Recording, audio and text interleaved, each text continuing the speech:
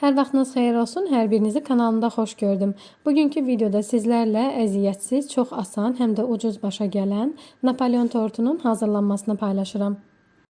Bunun üçün marketlərdə satılan hazır qat-qat xəmirlərdən, yəni milföy xəmirindən istifadə etdim. Nəzərinizə çatdırım ki, bu tort üçün 1 kilo milföy xəmirindən istifadə etdim. Yəqin bilirsiniz, bu xəmirləri soyuducunun buzluq hissəsində saxlamaq lazımdır. Soyuducudan çıxardıqdan 10 dəqiqə sonra soba listinə gördüyünüz şəkildə düzürəm və əvvəlcədən isidilmiş sobada 200 dərəcədə üzərləri qızarana qədər bişirirəm. Xəmirlərin hamısını bu qayda ilə bişirirəm və xəmirlər bişən müddətdə də bişmiş kremi hazırlayıram. Dərin bir qabın içərisinə 2 ədəd otaq temperaturunda olan yumurtanı əlavə edib çırpıcı ilə biraz qarışdırıram. Ardınca isə 1 xurustal stəkan şəkər tozu əlavə edib, şəkər tozu və yumurta ağarıb artana qədər qarışdırıram.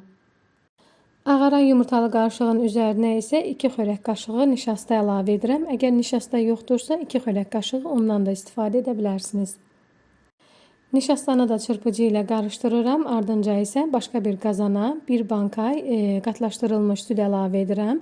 Südün üzərindən isə 300 ml otaq temperaturunda olan suyu əlavə edirəm. Qarışdırdıqdan sonra isə əvvəlcədən hazırladığım yumurtalı qarışığı da qatlaşdırılmış süd olan qarışığın üzərinə əlavə edirəm. Qarışdırdıqdan sonra ocağa qoyuram.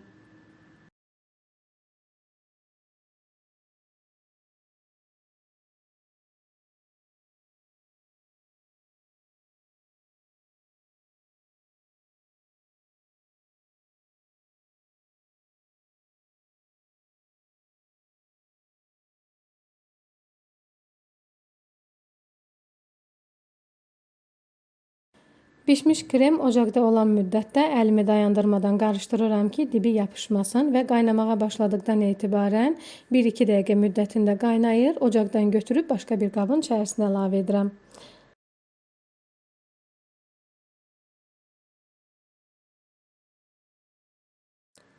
İsti olan kremin üzərini streçlə gördüyünüz şəkildə təmas edəcək şəkildə bağlayıram ki, kremin üzəri qabıq bağlamasın. Kremin üzərini örtdükdən sonra isə bir kənara qoyuram ki, soyusun.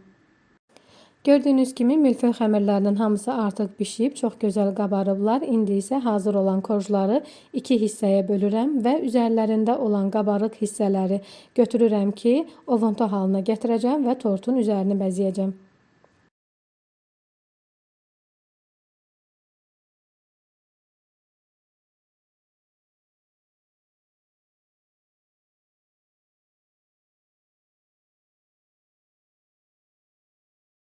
Gördüyünüz kimi artıq korjların artıq hissələrini ovuntu halına gətirmişəm. Üzərinə bir paket vanil əlavə edirəm və qarışdırıram.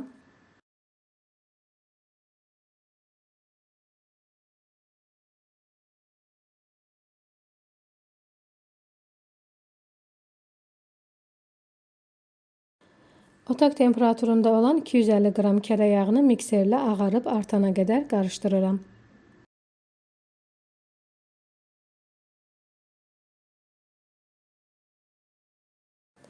Yağ tamamilə ağardıqdan sonra zövqə görə istəsəniz bir paket vanil də əlavə edə bilərsiniz.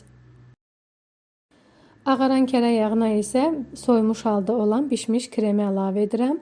Nəzərinizə çatdırım ki, bişmiş kremlə qatlaşdırılmış süd eyni temperaturda olmalıdır ki, çürümə olmasın və bişmiş krem hissə-hissə əlavə olunmalıdır.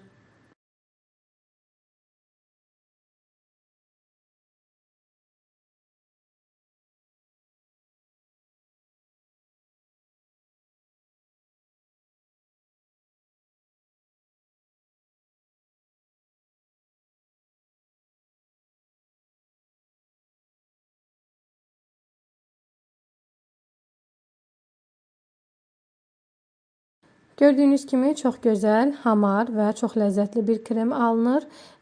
Burada bir qeydi nəzərinizə çatdırmaq istəyirəm ki, tortu yığan zaman o hissə lentə alınmayıb. Lakin burada demək istəyirəm ki, 3 ədəd korju yan-yana qoymuşam, üzərini kremləmişəm. Digər korjları isə qoyduğum korjların tərsi istiqamətində qoymuşam və üzərini yenə eyni qayda ilə kremləmişəm.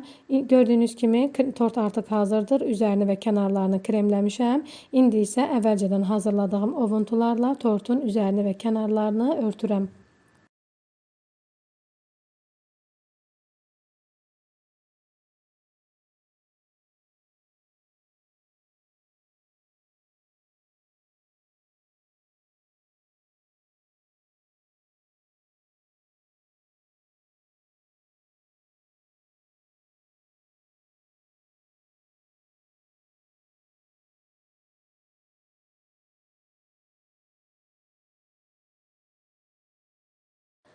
Sonda isə hər zaman olduğu kimi hazırladığım tortu kəsib içərisini də sizlərə göstərmək istəyirəm. Dadı çox ləzzətlidir. Qatları da gördüyünüz kimi çox aydın şəkildə görünür. Həm də çox tez bir zamanda hazırlaya bilərsiniz.